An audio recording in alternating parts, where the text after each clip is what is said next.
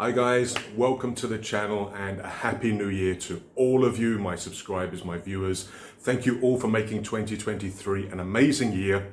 We got, I think, more than 80 videos uploaded onto the channel covering a whole range of games, miniatures, supplements, expansions, and I had a great time. I hope you did too.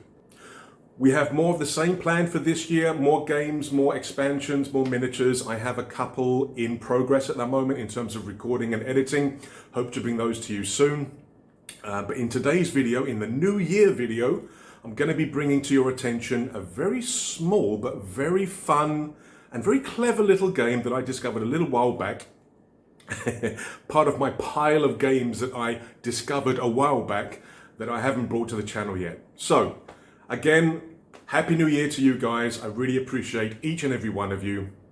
And today we are looking at Dungeon Hero. Roll the intro.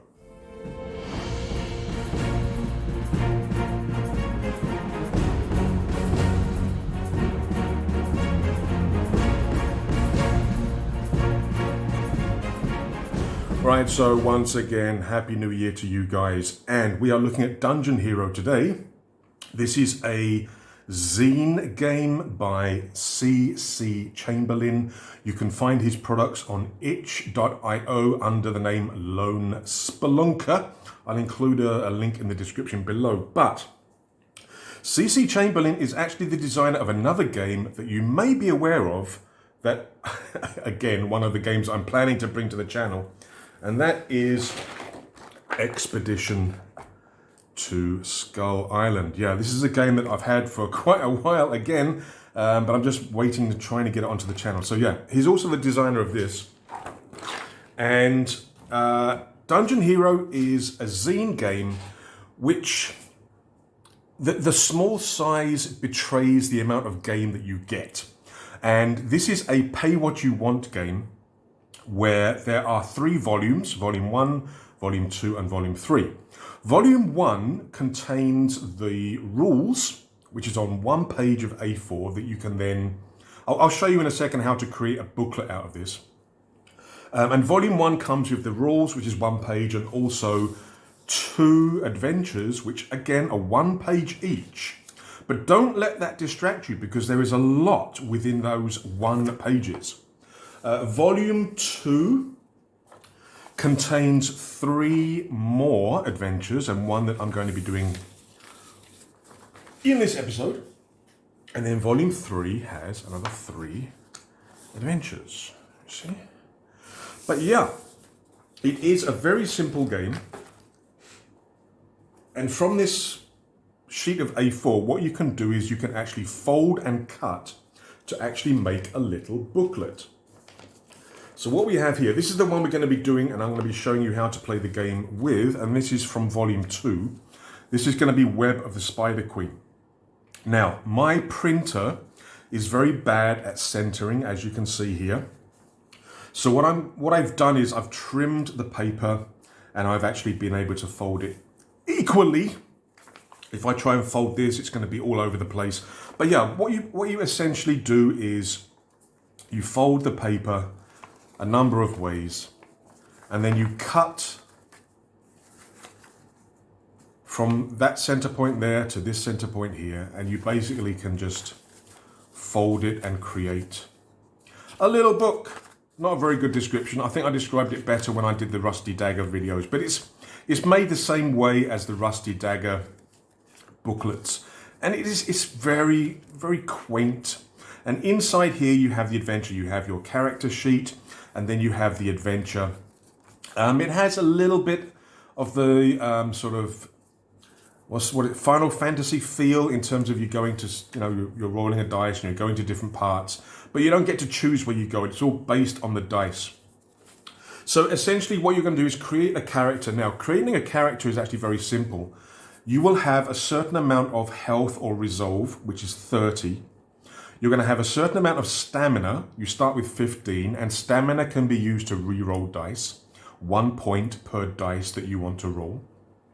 You've got a space to keep track of all the treasure, and you've got an area to draw your character. The only other thing on your character sheet is at the bottom here, the traits. And the traits you're going to have listed from D12 to D6. And here you are free to put whatever you want.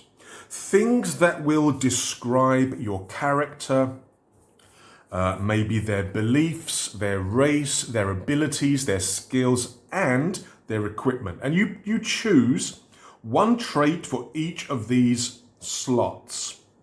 And like I mentioned just now, each of these traits is going to be aligned with a different size of dice. So you're going to have one trait, which is possibly the best or your strongest or your most important. That's going to be linked with the D12. And when you want to use that trait in a test, you'll be rolling a D12. You'll have two traits, which are linked with D10s, two with D8s, and three with D6s. And like I say, they can be anything you want. You can do it in the same manner as a D&D character. So you could put strength, you can put dex, you can put constitution, and then put maybe equipment or specific spells if you're a magic user kind of thing. And then when you're playing the game, you are going to select two traits that fit the challenge the best. And don't always pick the D12s and D10s if you can't justify it. Now, add a little bit of role-playing in here, add a little bit of common sense. Now, if you come across a challenge where you do not have a trait which is suitable, you'll be rolling a D4. But yeah, for every challenge that you're going to face, you're going to be selecting two traits and thus rolling 2 dice. And like I say, for Dungeon Hero, all the adventures and even the rules itself can convert into these little booklets. Now, you can find another game from the Lone Spelunker or C.C. Chamberlain. It's called AdvanceQuest. It's essentially the same game, but it's in a card format. So you get a very small pack of cards. I can't remember how many cards it is, maybe just 5 or 6 cards. But instead of sort of having the information on a page in the booklet, you've got one card with maybe this on the front and this on the back. And then, again, this is called AdvanceQuest. I have found one on PNP Arcade, but I haven't found any of the others yet. But I will have a look because I do enjoy this game and I do like the adventures. But of course, you always want to have more adventures. So keep an eye out for that AdvanceQuest as well. Again, I'll leave a link down below for where you can find the one on PNP Arcade. But yeah, so how do you actually play the game? Right, as you can see, I've changed the camera angle because I couldn't zoom in. I couldn't zoom in enough and still not have it sharp. So what we have here, this is one of the booklets that we're going to use. And the thing is that, yes, I've coloured it in because the thing is that these little diagrams, it's just making you colour them in. But yeah, we're going to be looking at the web of the Spider Queen. We're going to play through this and show you how it works. So, warning, spoilers. So what you'll do is you can actually write down your character inside the little booklet itself. And then if you want to play it again, you just print out another page of A4. Then you just print it out again. It's just one sheet. You know, you fold and cut and make another little booklet. So what you'll do is you'll create your character. Like I say, all your traits you will choose, and they can be anything that you want. However, again, to play the game properly and to not cheat, you should really select traits that you think are going to benefit you during the adventure.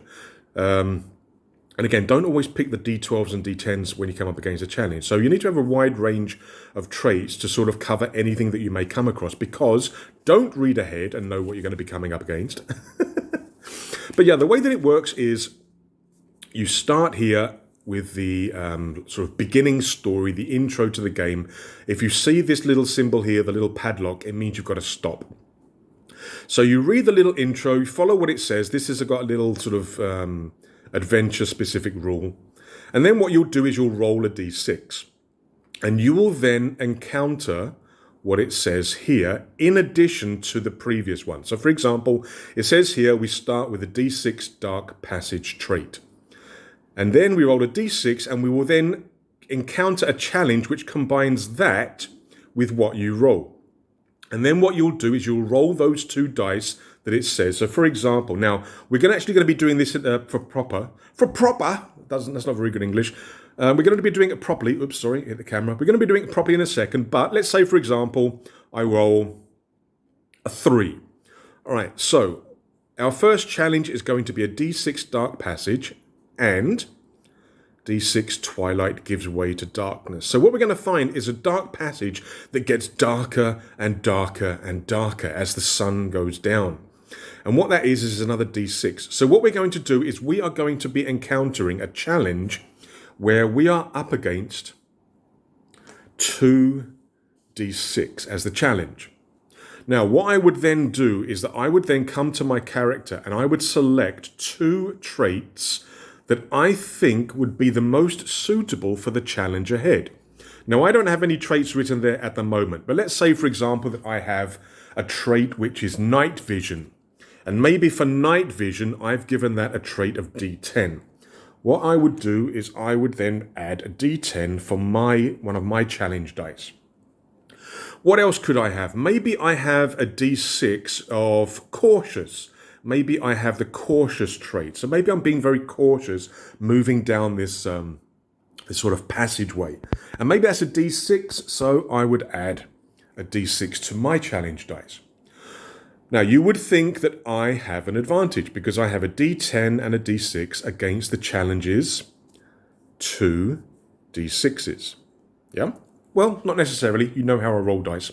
What you would then do is roll the dice. And told you. And what you would do is compare the highest result. So in this case, the challenge got a highest of 5. I got a highest of 3. Now what that would mean is that I would lose the challenge. I would lose this test. I could stumble and fall or maybe hit my head on a low ceiling, for example. And then what you would do is you would come to your character sheet and you would reduce your resolve or health by the difference between those highest dice. So 5 minus 3 is 2. So what would happen is that I would reduce my health. In other places it's called resolve, but I would reduce it by 2. You start with 30, so now I would have 28. Now I could use my stamina points, of which I start with 15. That's all you get, 15. And what I could maybe do is re-roll my D10. So let's say that I do that. I re-roll the D10, I tick off one of my stamina, so now I've only got 14. And I can re-roll 1 dice for every point of stamina I use. So I re-rolled and it is a 9, which means a success, because now the 9 is higher. What if it's a tie? What if maybe after the re-roll, I rolled a 5? Well, in this case, what you would do is you would get rid of all of the other dice except for the 2 highest, 1 for you and 1 for the challenge, and then you would only re-roll those particular dice. Once again, if that was Bane. In this case, the re-roll would mean that I would lose, and in this case, I would lose 3 points of resolve or health, because the difference is 3. Now, sometimes you are going to face enemies. Let me see if we can find a quick one here. Here we go. Number 4, D6 cave rats. Now, D6 doesn't mean that you meet D6 of them. D6 is going to be the challenge dice that you're going to be rolling against. However, next to it, you have these crossed swords and the value of 6. That is their health or their resolve. And what will happen is that in a fight, in a combat, you do exactly the same thing, except when you roll higher, your enemy is going to take damage equal to the difference, until they did. So if I rolled this, for example, they would take 2 damage, which brings their life down to 4, and we would then roll again. Yeah, it's fairly simple. I mean, the rules are nothing complex. It's only 1 page. But it works really well. It does give you that feeling of playing a proper role-playing game or a dungeon crawler, and it is a very clever system.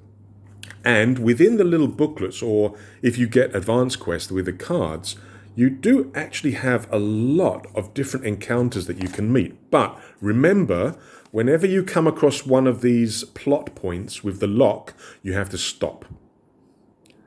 do what it says or read what it says, and then roll again to continue until you get to the end. You're either dead or you have defeated and you have escaped the adventure. That's all it is.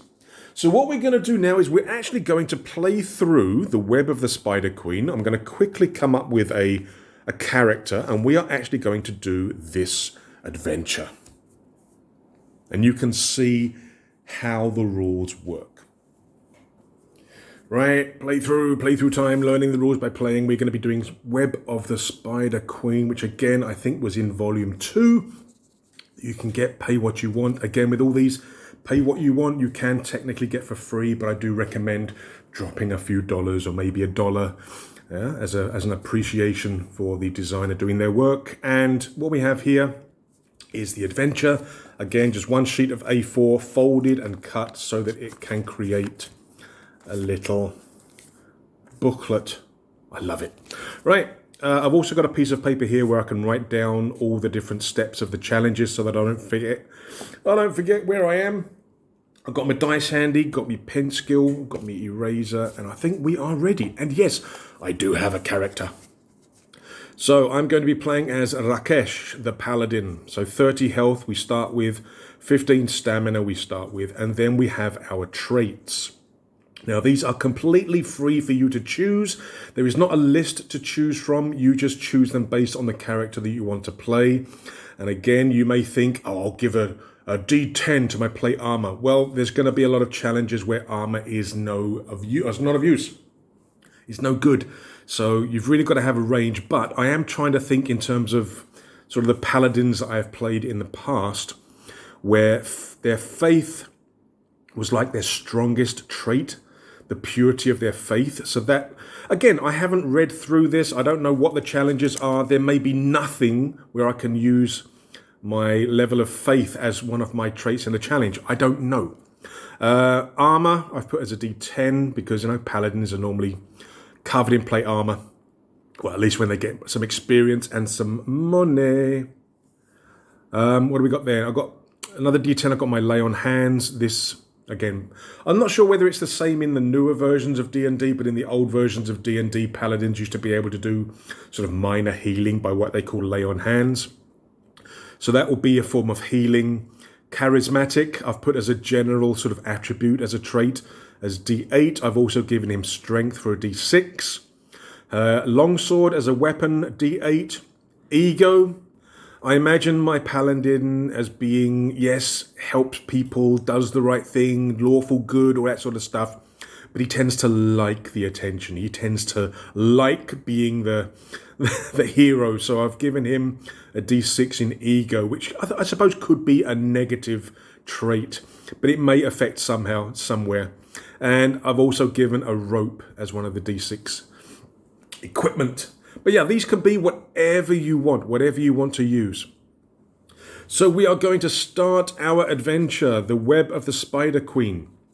The Queen of Spiders seeks to conquer the sunlit world above. Can you stop her before she rises? And yes, a very bad job of colouring. But the thing is, like I mentioned just now, these little things, they're shouting out to be coloured in. Look. Right, so let us begin. So we have our character sheet here. I might also keep track of health and stamina here because the boxes are not that big and I'm expecting these things to fluctuate quite a lot. So I might also keep track of health and stamina here as well on this piece of paper. Right, start with a D6 Dark Passage trait. So we start off with a D6 Dark Passage. So our first challenge is going to incorporate that as one of the challenge dice. Sorry, I had to put it in focus there. So that's going to be the first thing that we start with, the first challenge dice that we start with, a D6. Right, let's read. Seers at the Temple of Bandi have foretold that the Spider Queen, who dwells deep underground, will rise and spread her army of spiderlings across the land to conquer them. And they have identified you as someone who somehow may be able to thwart her plans. So here you stand at the mouth of the passage leading down into the Underlands. Will you succeed? To aid in your journey, they have blessed you. Select one trait and gain a +1 bonus to that trait for this adventure. Ooh, that could be useful. I don't really want to give it to my ego. I mean, if you're role-playing it, maybe you want to put it on the ego. But I think the +1 I will put on... I think I'll put it on one of the lower ones. So maybe I will put it on... I'll put it on the strength. So strength gets a +1 modifier. Okay, very nice. So we're starting with that D6 Dark Passage trait, and what I'm now going to do is rolling a D6 to find out the second trait, which is going to combine into the challenge. So we're rolling a D6. You always roll a D6, and we get a 5. So 1, 2, 3, 4, 5. We got number 5. D4 miners barracks. Right. So we're going to slot 5 or number 5, which is D4. Okay, that's good. D4 miners barracks.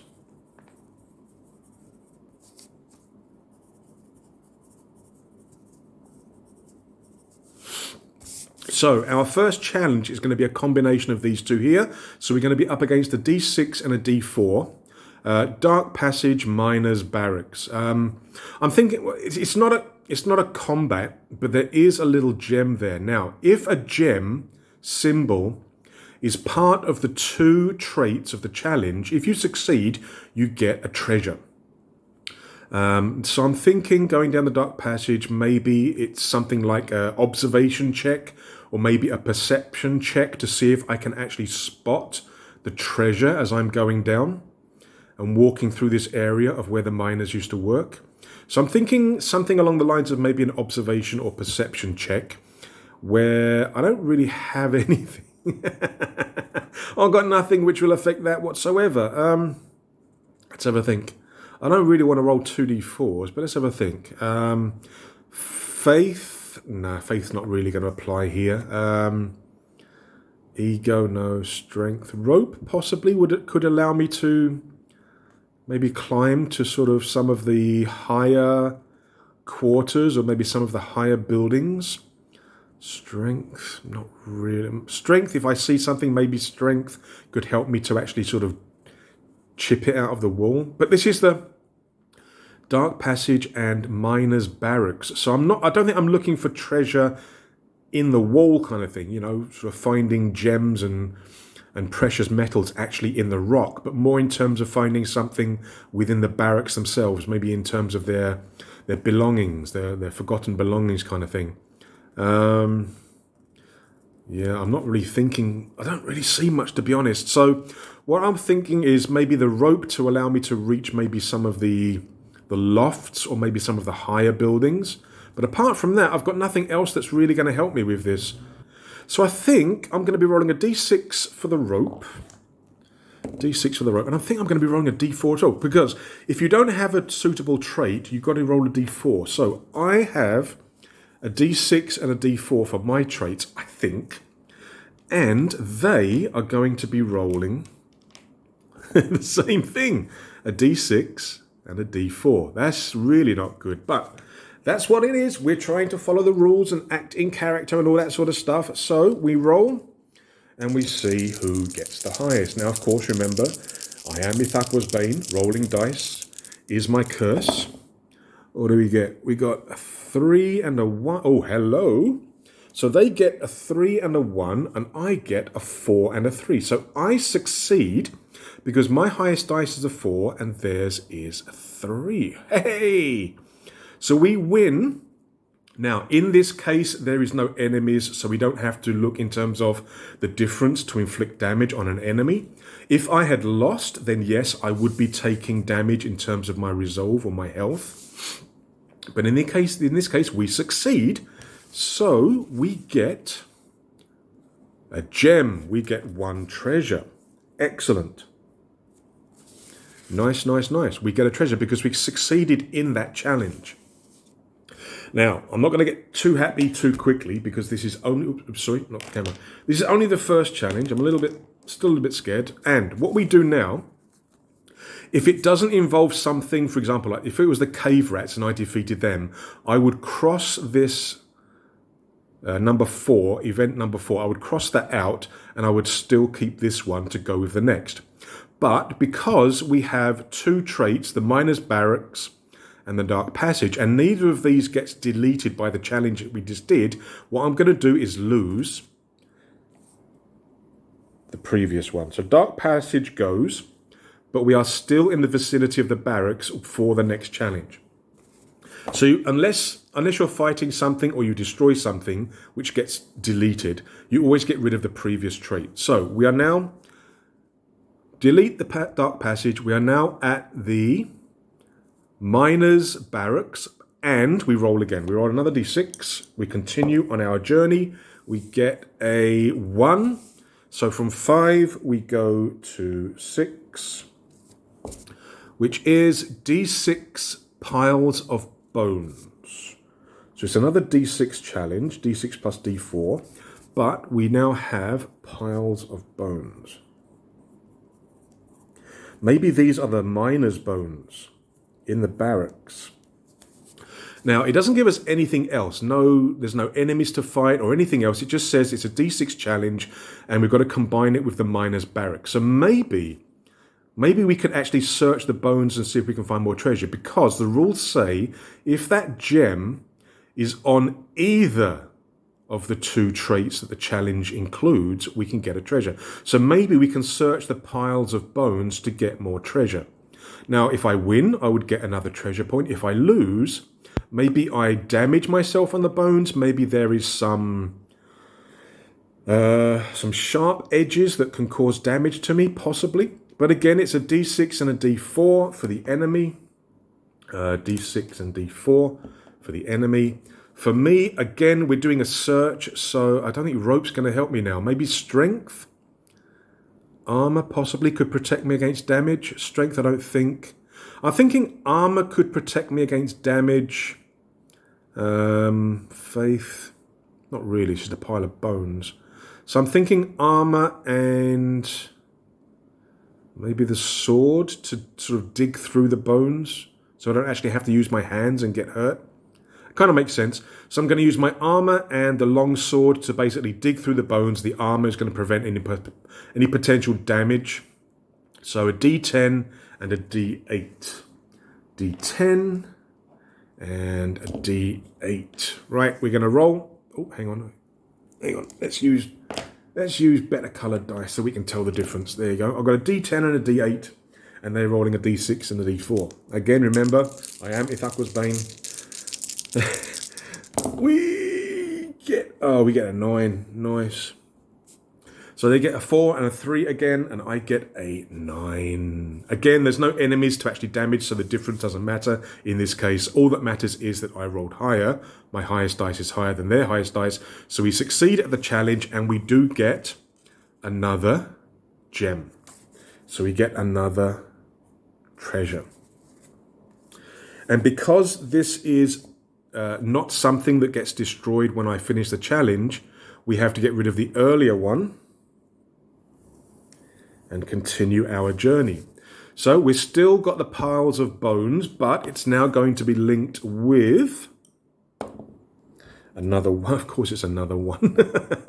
We are now at item 7 or point 7. D8 crystals growing from the walls, and again we've got gems, but it's a D8 this time. This could be a problem. Crystals growing from the walls. So this is going to be combined with that piles of bones. So give me 1 second. I'm going to write this down. Right, so for this challenge, they are going to be using a D8 and a D6. Piles of bones and crystals in the wall.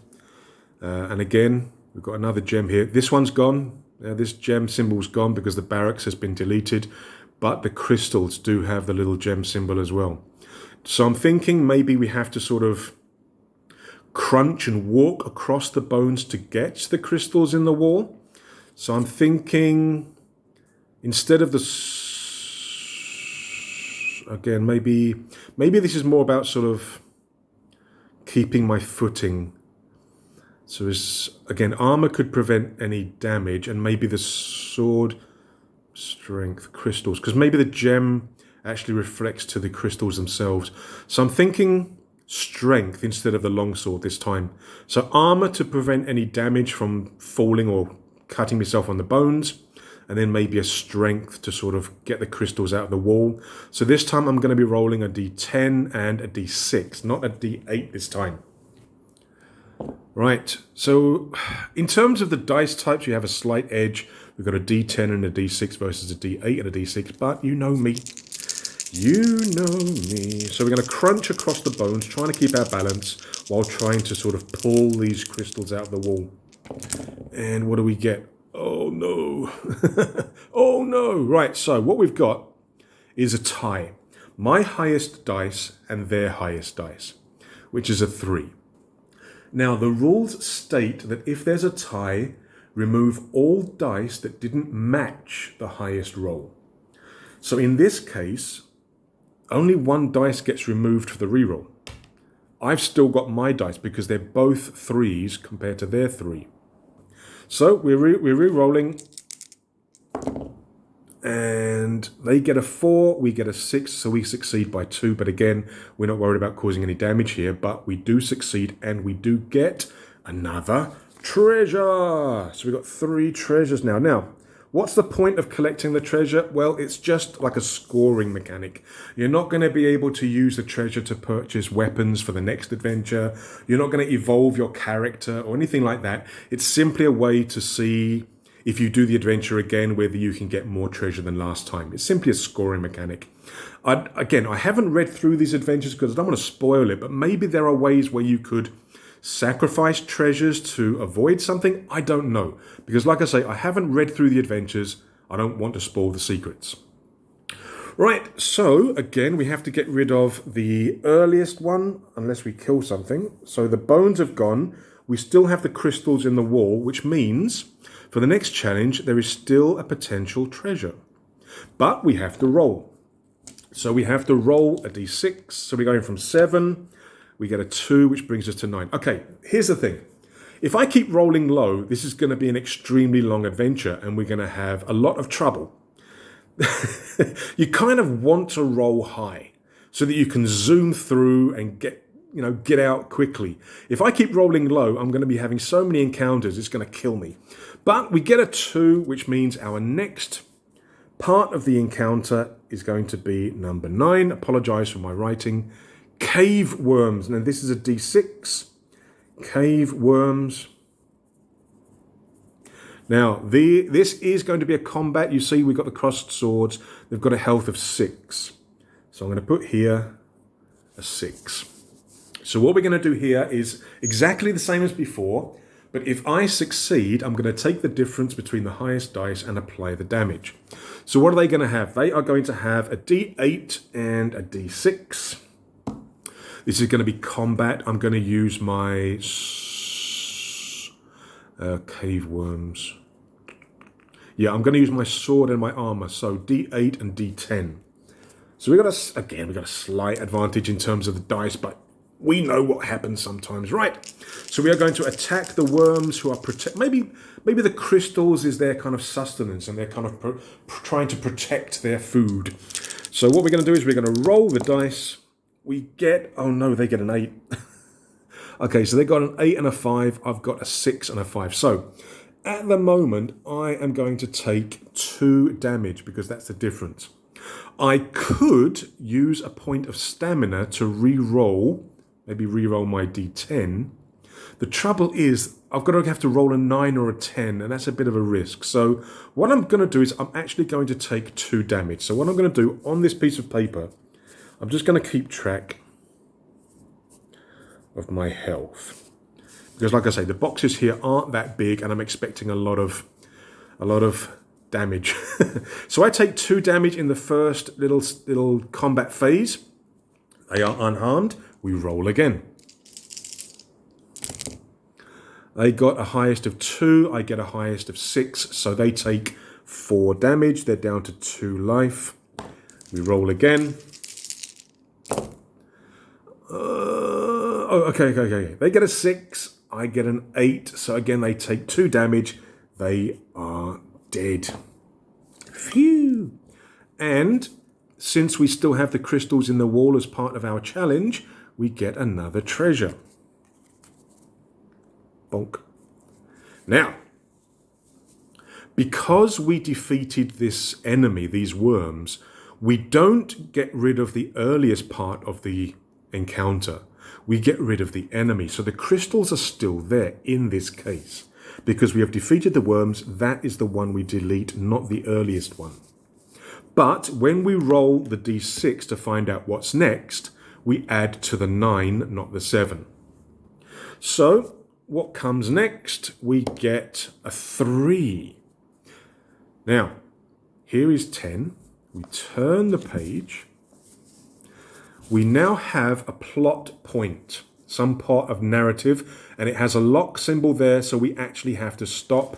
So in this case, we roll a 3 to basically avoid number 10. We turn the page, we have to stop here, and then we will roll again, so we kind of ignore the 3. So, what is the story saying? You are now firmly in the dangerous realm of the Underlands. The seers gave you a few clues of prophecy as to how to make your way to the Spider Queen's realm, but they are vague and ominous. You try to follow them as best you can, but you worry. All right, so what that probably means is the next batch of potential encounters are going to be getting lost, possibly. So what we're going to do now is we're going to roll, and then we're just going to start from 11. So we get a 6. So starting from the plot point, 1, 2, 3, 4, 5, 6, we're at 16, D10 Goblin War Banners. Okay, it's not an enemy, but it's a D10, which kind of gets me worried. So I'm going to write that down here. 1 second. And yes, it is spelt that way. It is spelt with a Y. Goblin War Banners. Now, this is not a combat encounter. There's no creatures here to kill, but it's still a D10. So maybe these War Banners have some kind of enchantment which affects me. Maybe it makes me feel nauseous, or maybe the surrounding area or the banners themselves are just so grotesque. They've got body parts, and it's made from sort of skin from their flayed enemies kind of thing, and it's just making me feel not so good. So what I will do in terms of my counter for this encounter, for my traits, I think I'm going to use my faith and maybe lay on hands for healing. But my faith definitely, I mean, seeing sort of goblin war banners, sort of with body parts and flayed skin and everything else on them. Again, don't forget, we've still got the crystal. So maybe the crystals are sort of reflecting light to make the war banners look even more horrible kind of thing. So I'm thinking that this could be a test of faith. So I'm going to use my pure faith, which is a D12. Healing, no. And maybe I use my longsword to try and cut them down, possibly. Ego, strength, rope.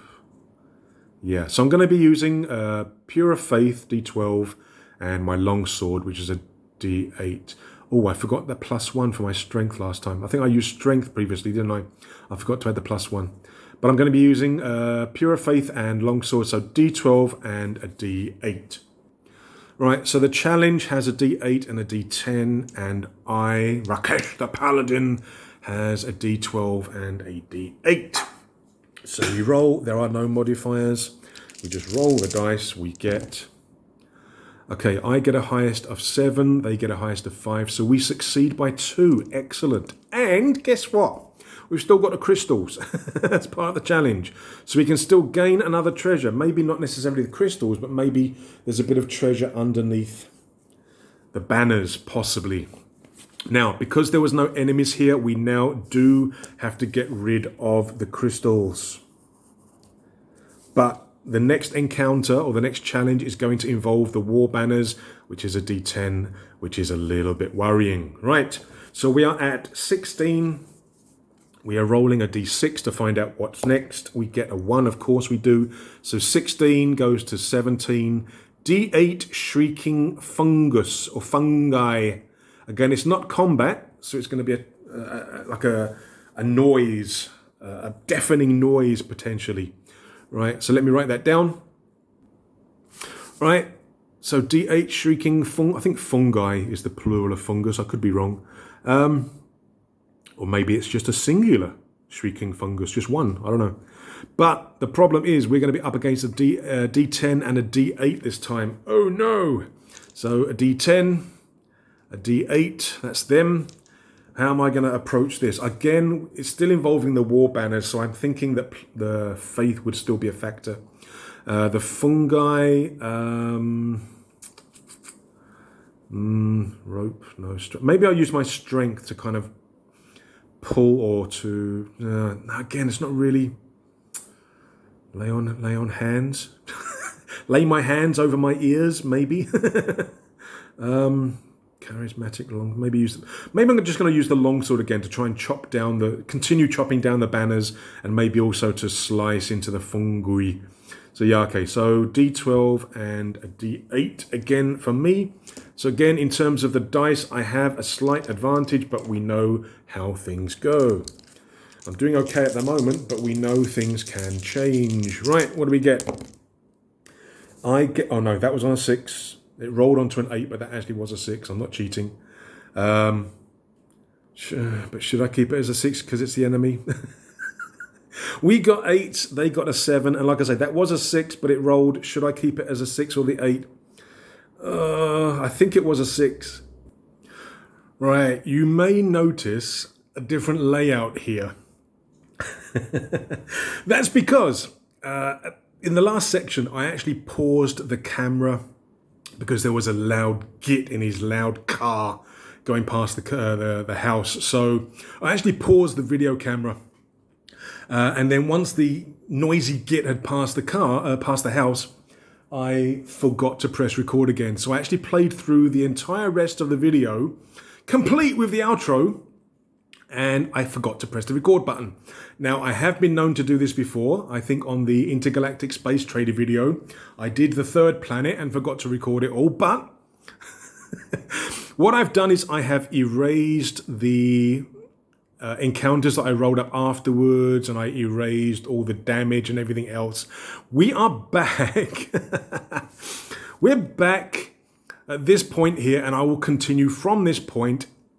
I do apologize, but yeah, I do that sometimes. I forget to press the record button, especially if I'm sort of physically pausing it in the middle of a game. Sometimes I'll forget. Anyway, this is the situation that we were at when I had to pause the video. The D8 that I rolled for the enemy did sort of roll on the 6 and flipped onto the 8. And what I actually did as I was playing through, without being recorded, is that I basically decided that I would give the enemy the benefit of the doubt. I would give the challenge the benefit of the doubt, so nobody could accuse me of cheating. And we would then re-roll these dice. So we get rid of this one because it's the only one that doesn't match, because the rules do say, I don't know whether I said this before we had to redo this part, but I'll say it again just in case I didn't say it before. If there's a tie, remove all dice that didn't match the highest roll. So it's not just the highest dice, 2 dice, one for you, one for them. It's all dice that match the highest value. So in this case, I'm actually going to be re-rolling 2 dice. But at least we're giving the challenge the benefit of the doubt in this case. So we roll. We get a 5, they get a 3, so we do succeed. Right, now we can continue. Now we can actually continue with the rest of the story. And this time, just double checking. Yep, we are recording this time. But yes, we are at 17. We've just overcome the fungi and the banners sort of attacking me with noise and terrible sights of body parts and everything else, and my faith has held strong. So because there was no combat and we didn't kill anything, we have to get rid of the earliest part of the challenge, which is the banners, which is good because we're losing that D10 for the challenge. Excellent. But we are still facing the shrieking fungi with the D8. Now, from 17, where are we going? We get a 3. So from 17, we go to 20, which is actually what I got again when I forgot to record. I actually came across this thing as well. So, okay, we're repeating ourselves. So we rolled a 20. Give me 1 second and I will write down the details. Now, when I did this first, when it wasn't being recorded, this hobgoblin gave me a lot of trouble. Hopefully, in version 2, now that I'm actually recording it properly, maybe I will have an easier time, maybe. Right, we are up against a D10 and a D8. Same as last time. I am going to be using my armor, which is a D10. Where's my D10? There's a D10. And I'm going to be using my sword, which is a D8. So we're actually going to be rolling the same dice. That's worrying. But we're up against a hobgoblin this time. He's got 12 life. Right, here we go. First combat phase. We get a 5, they get a 6. Not starting off good. I'm not going to waste my stamina point just for 1 point of damage. Okay, next combat phase. Come on. I get a 5 and a 6 again. What is going on? So I'm down to 26 life. Or resolve or health. I think in the basic game it talks about resolve, but in this particular adventure it calls it health, but it's the same thing.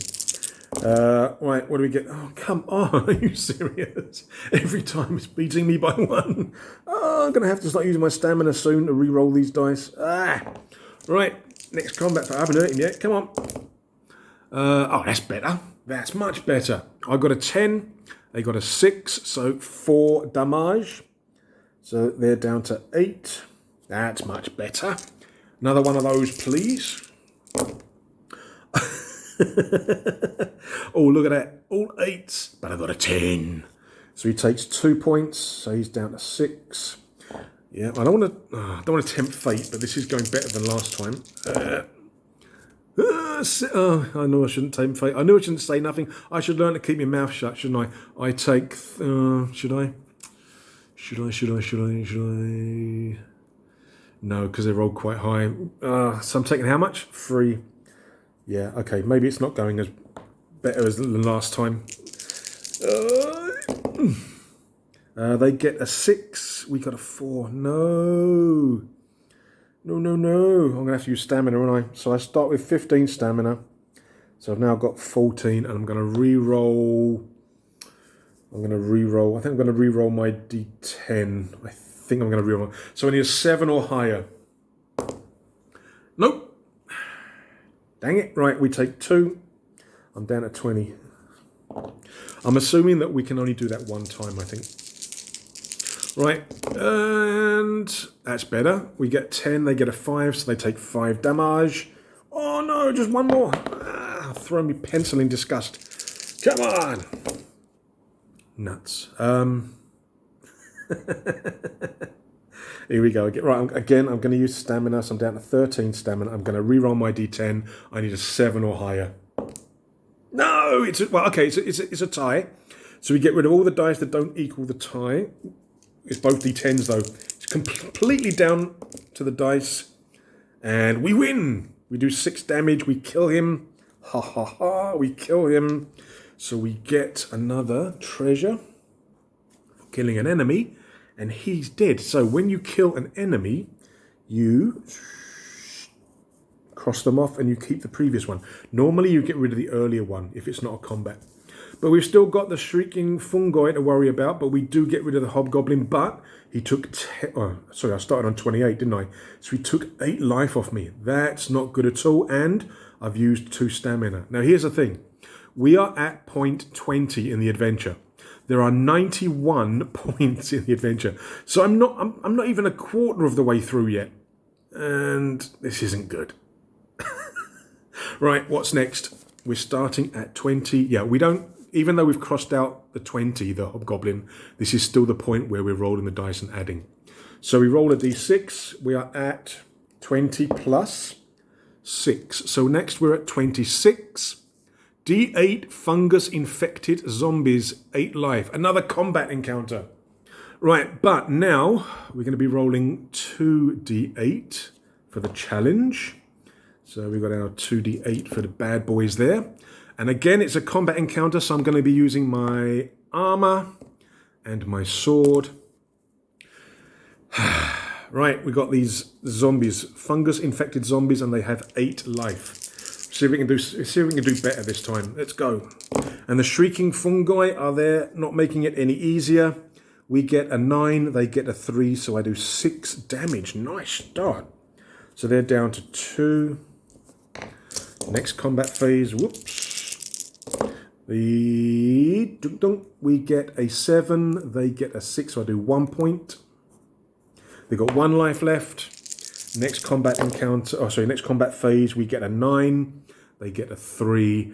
6 damage. They're dead. We get another treasure. And the zombies are toast. But still, those shrieking fungi are in the background, causing problems with their screeching. Right, we are at 26. Next encounter. 26 plus 1 is 27. D10, collapsed passage. Ooh, okay. So this could be a challenge. And again, the shrieking fungi are there just making it really difficult. It's like fingernails on the blackboard kind of thing. But this would be something maybe along the lines of dexterity, maybe being careful and cautious to sort of get over the collapsed sort of rocks and boulders and everything. Okay, let me write this down. Right, collapsed passage. Now, this is a D10 challenge plus a D8, which is not good. So we've got a D10 plus a D8. Now, what am I going to use to overcome this challenge, the collapsed passage with the shrieking fungi in the background? I don't really have much in terms of dexterity, but I do have strength and a rope. That makes sense. All of these I can't justify, but I can justify strength and rope to help me getting over the collapsed passage or to get through the collapsed passageway. So I'm rolling 2 d6s and I'm getting a +1. So 2 d6s and I'm getting a +1, but I'm up against a d8 and a d10. Uh-oh. Right, let's go. Now, if I fail, I take, obviously, the damage to my health or my resolve, but we do continue. It's not something that I have to keep checking against if I fail, unless it's a combat encounter. So,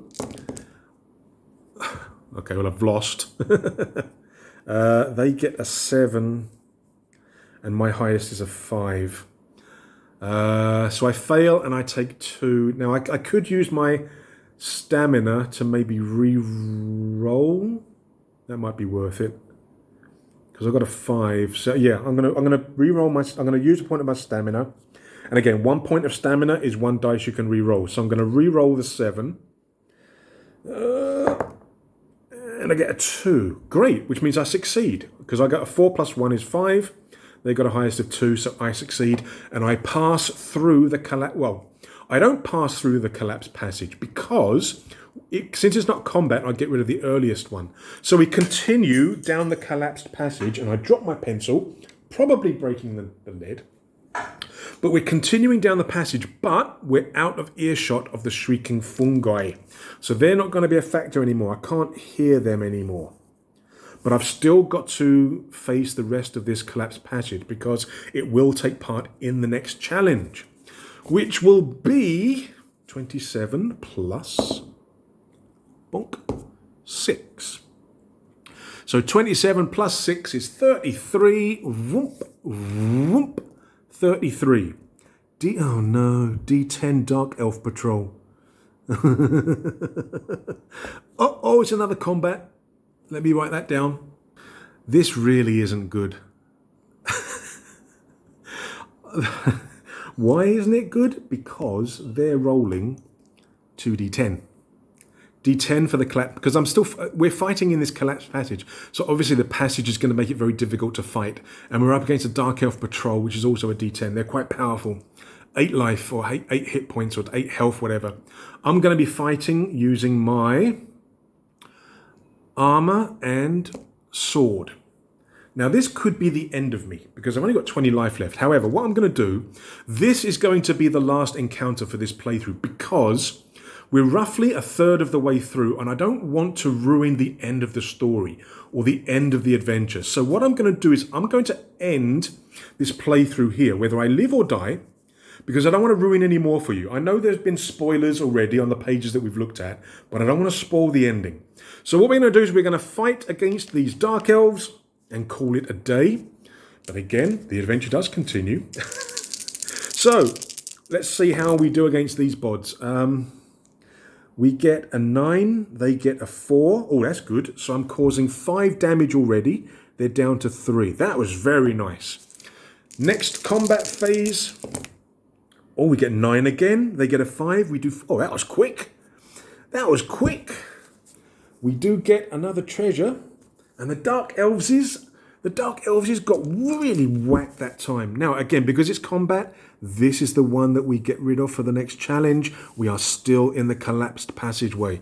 I really do like this system where you take 2 parts to the encounter to make it the challenge, and you take 2 of your traits to make your counter for the encounter. I really do like this system, and it really does add that little bit of role playing where you try to combine those 2 parts into a situation, a challenge, an environment, and how you respond. But as I mentioned just now, I think that is where we're going to end this playthrough. You've seen how the system works. You've seen the variety of things that you can encounter and the challenges that you're going to face. And you've also seen how careful choice of your traits and attributes can really affect how you approach these challenges. And again, don't cheat and always pick the highest ones. You've got to be able to justify it. Play the game. But yeah, that will do for this Dungeon Hero. Well worth adding to your collection. And it is pay what you want. So yes, you could download for free, but I do highly recommend that for these indie designers, you drop $1 or $2 or $3, to sort of give some appreciation for the work they've done in bringing us these games. So yes, this is Dungeon Hero by the Lone Spelunker on itch, otherwise known as CC Chamberlain. A really good game, actually very suitable for young kids as well, who are kind of interested in the hobby, but they don't want one of these huge rule books. This is actually something really good that they can print out. And again, each adventure is only 1 page. Get them to print it out, color in the cover picture, get them to fold it and to make the little booklets, and get them to play through. Very good little system for kids and for adults alike. I have a lot of fun with this. So guys, thank you once again for watching, and once again, Happy New Year. I wish you guys all the best for the 12 months ahead. Continue watching the channel, please. I do appreciate each and every one of you. Like, subscribe, ring the bell, add some comments, notify your friends, let people know about the channel. It's still not providing enough money to really pay for all the games and things that I use on the channel. I really want to get to a stage where the channel's kind of paying for itself, sort of earning enough money to pay for all the games and miniatures and everything that I do cover. And I really do appreciate the designers and publishers that do send me materials for the channel. I really do appreciate that. So once again, guys, Happy New Year. From me, Ithaqus Bane, the hated of gods, the hated of the gods. But yes, until the next video, please take care of yourselves. Stay safe. Cheers.